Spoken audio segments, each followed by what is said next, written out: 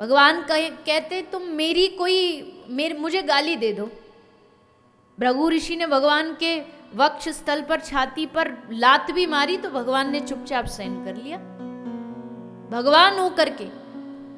लेकिन भगवान कह रहे मुझे कितना भी कह दो, मुझे कितनी भी गाली दे दो, कितने भी अपशब्द बोल दो, मैं माफ कर दूंगा। पर अगर मेरे भक्तों के प्रति, अगर मेरे संतों के प्रति एक भी गलत शब्द निकालोगे, भगवान कहते मैं चाह कर भी उस इंसान के अपराध को कभी माफ नहीं कर सकता। और आजकल हम लोग ये अपराध सब कोई कमाते हैं, हम संत अपराध बहुत करते हैं। आप कहेंगे नहीं जी हम तो नहीं करते, हम तो कोई साधु मिल जाए तो प्रणाम कर लेते, हाथ जोड़ लेते। बोले वो ठीक है, पर अगर तुम ये भी कह रहे हो ना कि अरे ये साधु वाधु कुछ नहीं होते, ये तो सब ढोंग है, आजकल पाखंड है, ये भी संत अपराध है, ये भी बहुत बड़ा संत अपराध है। साधु नहीं होते, संत नहीं होते, ये सब ढोंगी होते हैं, ये सब बाहर से दिखा होते होंगे, लेकिन हम कह के अपनी वाणी से अपराध क्यों कमाएं? हम क्यों गलत बोले? जब हमें पता है कि संसार में संतों की वजह से ये सृष्टि चल रही है, संतों की वजह से आज थोड़ा बहुत ये धरती टिकी है, तो संतों की वजह से टिकी है, नहीं तो पापी तो इसको कब का मिटा के खत्म कर देते। इसलिए भक्तों का, संतों का कभी गलती से अपराध मत करो, कुछ भी हो जाए। अच्छा किसी ने कहा कि चलो कोई साधु में हमको गलतियां दिख गई तो क्या करें? दिख तो जाती है ना, इंसान है, दिख गया भाई ये आदमी गलत, तो फिर क्या सोचे?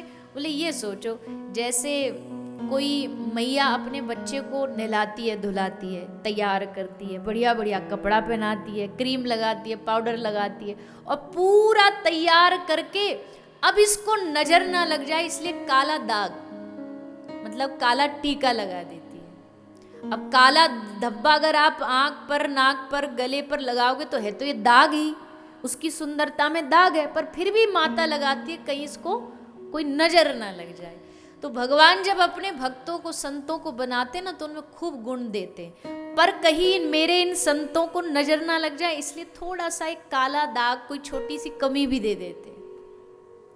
तुम समझो कोई कमी दिखी तो भगवान ने छोटा सा काला दाग छोड़ दिया ताकि उन संतों को नजर ना लगे, पर खुद मन में उनके प्रति दोष ला के अपराध मत बनाना।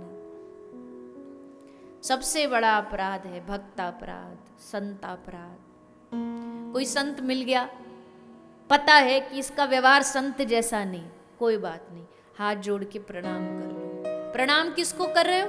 उसको नहीं, उसकी वेशभूषा को कर रहे हो। उसने जो धोती पहनी है, चंदन लगाए, उसको प्रणाम है। उसका व्यक्तिगत जीवन क्या छोड़ दो, उसकी वेशभूषा को प्रणाम है, पर अपराध नहीं। क्योंकि संतों की कृपा से जो आदमी चाहते भाई हमें भक्ति मिले, भक्ति मिले, कहां से मिलेगी? बोले भक्ति मिलेगी संतों की कृपा से। संत तुम्हें खींच खींच करके, पकड़ पकड़ करके तुम्हें भगवान की ओर लेकर के जाएंगे, धक्का दे दे कर लेकर के जाएंगे। संतों का एक ही काम है, तुम्हें भगवान से जोड़ना। इसलिए जब भगवान के सामने जाते हो ना, भगवान से कोई कहता भक्ति दो, उसकी जगह ये मांगो भगवान कोई ऐसा जीवन में संत दो जो हमें आपसे प्यार करवा दे, जो हमें आपसे प्रेम करवा दे। संत हृदय में प्रेम जगाते, संत मिल जाना ही भगवान की कृपा का सबसे बड़ा लक्षण है। एक बहुत पुराना भाव है, बहुत बार गाते हैं, आप सबने भी शायद सुना ही होगा कि भगवान की कृपा हो रही है कैसे पता लगेगा? तो तब बताए जब संत मिलन हो जाए, जब संत बोलिए सब भाव से, हो जाए, तेरी वाणी हरि गुण गाए, तेरी वाणी हरि गुण गाए, तब इतना समझ लेना, अब हरि से मिलन होगा, तब इतना समझ लेना, अब हरि से मिलन हो नहीं क्रोध किसी पर आए, नहीं क्रोध किसी पर आए, आँखों में आंसू आए, आँखों में आंसू आए, दर्शन को मन ललचाए, दर्शन को मन ललचाए, तब इतना समझ लेना, अब हरि से मिलन होगा, तब इतना समझ लेना, अब हरि से मिलन। यही तरीका है जानने का कि भगवान के पास जा रहे हो कि नहीं जा। और तो दुनिया में कोई यंत्र है नहीं, ऐसा कोई इक्विपमेंट बना नहीं जो आपको बता सके भगवान के नज़दीक पहुँचे कि नहीं। कैसे पता लगे? जब संत मिलन हो जाए, तेरी वाणी हरि गुण गाए, आँखों से आंसू आए, दर्शन को मन ललचाए, सब में नज़र हरि आए, तब इतना समझ लेना। पहला स्टेप यही, जब संत मिलन हो जाए, जब कोई संत का मिलना हो जाए ना, तो समझ लेना आहा भगवान की आज बड़ी कृपा है हम पे, जो संत का मिलना हो गया। ऐसे ही नहीं मिल जाते संत राह चलते, जब भगवान की कृपा भगवान करने की कोशिश करते चेष्टा, तब संत को भेजते, ऐसे नहीं मिलते। बिन हरि कृपा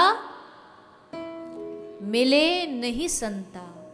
भगवान की कृपा की पहचान यही है, संत दर्शन, संत मिलन। कोई संत मिल जाए, दक्षिणा ना दे सको कोई बात नहीं, कपड़ा ना दे सको कोई बात नहीं, पर एक सम्मान पूर्वक उनको प्रणाम हृदय से जरूर करना कि हे संत भगवान कृपा कर दो, हमारे भीतर भी थोड़ा सा आपका जो भक्ति का करंट है वो हमको भी लग जाए, हमारे जीवन में भी थोड़ी भक्ति का प्रवेश हो जाए। कोई पास में से, हमारी बगल में से कोई बड़ा पदवी वाला कोई आदमी निकल के चला जाए, प्रधानमंत्री निकल के चले जाए, तो आदमी 10 जगह बताएगा। वो हमारे साइड में से पता है एकदम हमको देख के मुस्कुरा और गए थे। कोई बॉलीवुड स्टार जिसका कोई आजकल कहते ना कि हम उनके फैन हैं, तो जिनके आप फैन हो वो आपकी बगल से निकल के चले और ऊपर से हाय और कर दें, हाँ फिर तो मैं पूरी रात। कई लोग नहीं कहते उन्होंने हमारा हाथ मिलाया, अब हम इस हाथ को धोएंगे ही नहीं। उन्होंने एक टी शर्ट पे साइन कर दिया, अब हम इसको संभाल के रखें। तो मतलब संसार के जो लोग होते हैं उनसे इतना प्रेम हो जाता है लोगों को, उनको देख देख के, सुन सुन के। बगल से भी जाए तो आदमी इतना खुश हो जाता है। सोचो अगर कोई संत हमारे बगल से निकल के जाए, वो भी वो जो भगवान से जिसका डायरेक्ट कनेक्शन हो, वो संत हमारे साइड से निकल के जाए और मुस्कुरा दे हमें देख करके, बस फिर तो जीवन पार, नैया पार, फिर कहीं भटकने की जरूरत नहीं। साधु में बड़ी ताकत होती है, संत में बड़ी शक्ति होती है। इसलिए संतों की महिमा को समझो। और संत देखो, असल संत आपसे कुछ नहीं मांगता कि भाई हमें ये दे दो, वो दे दो, ऐसा दे दो। संत कहता मैं जो कह रहा हूं उस वाणी का पालन करो। आजकल लोग संतों को तो मानते हैं पर संतों की नहीं मानते।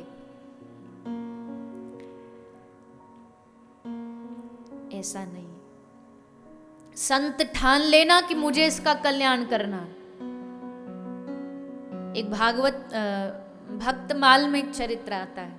एक संत हुए उड़ीसा में, माधवदास जी, बहुत प्रसिद्ध संत थे श्री माधवदास जी, और कृष्ण को अपना सखा मानते थे, कृष्ण को अपना मित्र मानते थे, और इतना पक्की यारी हो गई दोनों की। कहते हैं कि जब भी माधवदास जी का मन करता कि किसी के साथ थोड़ी बातें करनी है, क्योंकि वैराग्य वेश था तो कोई परिवार तो संग था नहीं, अकेले रहते थे, तो सखा रूप में ठाकुर जी को बुला लेते थे, बेस्ट फ्रेंड्स। तो एक तो ऐसी भी कथा आती है कि एक बार ठाकुर जी ने इनको फंसवा दिया। कहते हैं कि ठाकुर जी आज थोड़े से उदास से लग रहे थे, तो माधवदास जी पूछ बैठे, अरे यार आज क्या हो गया, इतनी उदासी, इतनी दुखी आपके चेहरे पे, काहे को दुखी है तू? तो ठाकुर जी क्या बोले? बोले माधो, आज हमको ब्रज की चोरी की याद आ रही है, बहुत दिन हो गए चोरी नहीं करी, और चोर सब कुछ छोड़ सकता पर चोरी नहीं छोड़ सकता। उसके लिए जैसे बार बार किसी शराबी को शराब की भूख लगती है तो उसको चोरी की लगती है, तो बोले भैया हमारा बड़ा मन कर रहा है चोरी करने का। तो माधवदास जी बोले क्या चुराओगे तुम? बोले हमने देखा है पास में राजा जी के बगीचे में बहुत सुंदर कटहल लगे हुए हैं, हमारा मन कर रहा आज कटहल चुराएंगे। तो माधवदास जी बोले इतना लंबा चौड़ा ये सब करने की क्या जरूरत है, राजा हमारा ही चेला है, अभी बोल देते हैं हम, भेज देगा, जितने कटहल आपको चाहिए मंगवा लेते। हंसे ठाकुर जी, अरे माधो, जो मजा चोरी के माल में है वो मांग के कहाँ है? तू अभी चोरी का मजा जानता नहीं, चल आज तुझे मजा दिलाते हैं, चलो हमारे संग चोरी करने। माधवदास जी बोले बावरे हो गए हो, मैं ठहरा बाबा जी आदमी, घर बार छोड़ा, परिवार छोड़ा, बीवी बच्चे सब त्याग करके, और तुम कह रहे हो चोरी करते। ठाकुर जी बोले देखो भगवान के साथ चोरी करने में भी पाप नहीं लगता, चलो। पकड़ के जबरन ले गए। अब बेचारे माधवदास जी डरते डरते गए कि कहीं कोई देख न ले, हमको अच्छी खासी इज्जत कमाई थी यहाँ पे, पता चले कि पकड़े जाएं तो और बेइज्जती हो जाए। पर ठाकुर जी तो जिद्दी, ले गए इनको। बोले माधवदास जी तुम चढ़ो पेड़ पे और वहां से कटहल फेंकना, हमने अपने पीताम्बर खोला है, हम इकट्ठे करते जाएंगे, तुम फेंकते जाओ। चढ़ा दिया माधवदास जी को। अब माधवदास जी चढ़ गए। अब माधवदास जी ने तोड़ा कटहल और नीचे बोले तैयार है, डालें हम, फेंके हम। अब उनको तो चोरी का एक्सपीरियंस थोड़ी था कि भाई धीरे धीरे बोलना है, वो तो खूब जोर से बोले। माली ने सुन लिया, जो रखवाली वाला था, वो बोला हाँ हम तैयार हैं, हम बताते हैं, अभी रुक जाओ। और सोई भाग करके आया, और जैसे भाग के आया अब ठाकुर जी अंतर ध्यान गायब, फंस गए माधवदास जी। धोखा दे के यार भाग गया। पकड़ लिया माधवदास जी, बोले नीचे उतरो। नीचे उतारा, एक रस्सी ली और रस्सी लेके पेड़ से बांध दिया माधवदास जी। उसी समय राजा की सवारी जा रही थी वहां से निकल के, तो राजा जी ऐसे दूर से देखे कि ये कुछ देखे देखे से लग रहे हैं। देखा तो अरे ये तो अपने गुरु जी हैं।